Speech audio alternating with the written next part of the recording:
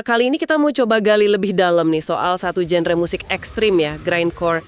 Sumber kita kali ini tulisan judulnya Pengantar dan Konteks Grindcore. Nah, misi kita yaitu bongkar esensi genre ini, asalnya dari mana, apa sih yang bikin suaranya unik banget, sampai apa artinya buat pendengarnya.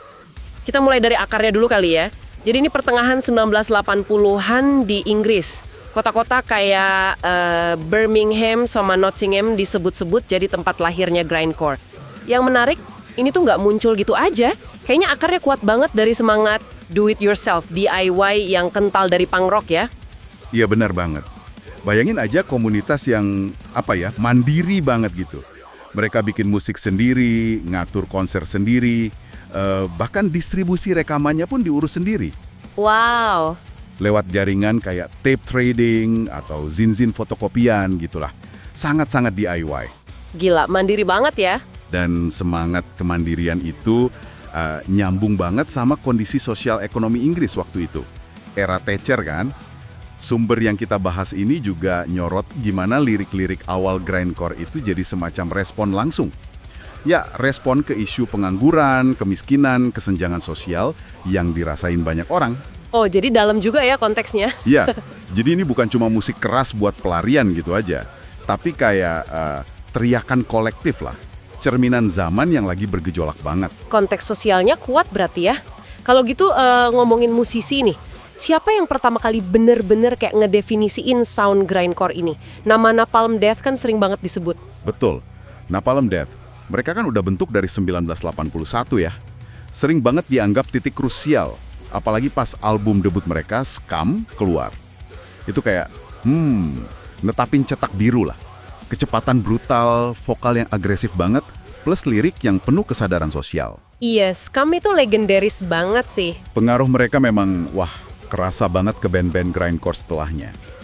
Meskipun ya tentu aja, ada juga pengaruh dari band hardcore punk atau death metal awal yang ikut ngebentuk soundnya. Nggak tunggal gitu. Nah, ngomongin sound nih, apa sih yang bikin grindcore ini kedengeran beda banget gitu dari genre metal atau punk lain? Karakteristik soniknya ini kan katanya ekstrim banget. Disebut temponya super cepat, sering di atas 200 ketukan per menit. Gila, gimana maininnya coba itu? Ya memang intensitasnya luar biasa. Kecepatan itu sering dibangun di atas fondasi teknik drum, namanya blast beat. Oh, blast beat. Gimana tuh? Bayangin aja, pukulan snare sama kick drum gantian cepat banget kayak rentetan senapan mesin. Nah, itu yang bikin dinding suara agresif khas grindcore. Jauh lah di atas kecepatan genre metal lain di masa itu. Benar-benar ekstrim. Oke, kebayang.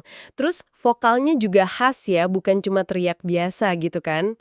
Wah, jauh dari itu. Vokalnya itu sering disebut growling atau screaming. Jadi, bukan nyanyi melodi sama sekali. Lebih kayak geraman rendah gitu dari tenggorokan atau teriakan parau yang intens banget. Kadang liriknya jadi susah dipahami sih, tapi justru itu yang nambah intensitas emosionalnya. Bikin atmosfernya jadi ekstrim dan kadang, kayak non-manusiawi gitu. Dengan suara se-ekstrim itu, gampang banget ya kalau ada orang yang nganggap ini cuma berisik aja, kebisingan tanpa arti gitu. Tapi buat penggemarnya pasti ada makna lebih dalam kan?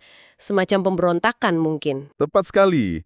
Buat komunitasnya, grindcore itu sering dilihat sebagai bentuk perlawanan. Ya, lawan budaya arus utama, lawan norma sosial yang dianggap udah mapan, tapi ini lebih dari sekedar melawan loh. Ada penekanan kuat lagi ke etika DIY tadi, terus pembangunan komunitas yang solid banget. Oh, jadi komunitasnya penting ya? Banget. Rasa persahabatan, solidaritas, itu jadi kunci. Nah, liriknya yang sering ngangkat isu lingkungan sampai keadilan sosial itu jadi medium penting buat suara-suara yang mungkin ya terpinggirkan lah di masyarakat luas. Menarik. Kalau kita coba lihat dari sudut pandang lain nih, ada nggak sih manfaat psikologis atau bahkan edukatif dari musik sekeras ini? Kayaknya kedengeran aneh ya buat sebagian orang. Mungkin kedengeran paradoks ya, tapi sumber kita ini nunjukin kalau buat banyak pendengar, justru kebisingan ekstrim grindcore itu fungsinya kayak katarsis, pelepasan gitu. Katarsis, maksudnya? Jadi, cara aman buat ngelepasin emosi terpendam. Kayak marah, frustrasi ngadepin dunia yang kadang terasa kacau. Suara intens dan agresifnya itu malah bisa punya efek terapeutik. Wah, Nggak nyangka ya. Terus sisi edukatifnya gimana? Nah, kalau dari sisi pendidikan atau kesadaran, grindcore ini bisa dilihat sebagai bentuk komentar sosial yang ya belak-belakan lah, lugas. Lirik-liriknya kan sering banget tuh ngomongin ketidaksetaraan, kerusakan lingkungan, isu politik. Ini bisa dorong pendengarnya buat mikir kritis, lebih sadar sama isu-isu itu. Oke. Bahkan, dalam beberapa kasus, ya bisa jadi inspirasi buat terlibat aktivisme sosial juga. Jadi kalau kita tarik kesimpulan utama nih ya, grindcore ini ternyata wah fenomena yang cukup kompleks ya, jauh banget dari sekedar musik ekstrim biasa. Ada akar sejarah sosial ekonomi yang kuat di Inggris 80-an, terus karakteristik musiknya spesifik banget dan susah ditiru, tempo gila, blast beat, vokal khas itu, dan punya makna budaya sebagai bentuk ekspresi pemberontakan sama suara komunitasnya. Iya, bener. Penekanan ke etos DIY, komunitas yang erat, sama muatan lirik yang sadar sosial, itu pilar pentingnya banget. Genre ini kan secara konsisten terus dorong batasan ekspresi ya, dan nantang pendengarnya juga. Nah ini jadi muncul satu pertanyaan reflektif yang menarik juga nih buat Anda renungkan. Mengingat akarnya yang kuat banget dalam menyuarakan isu sosial dan kaum terpinggirkan di era 80-an dulu.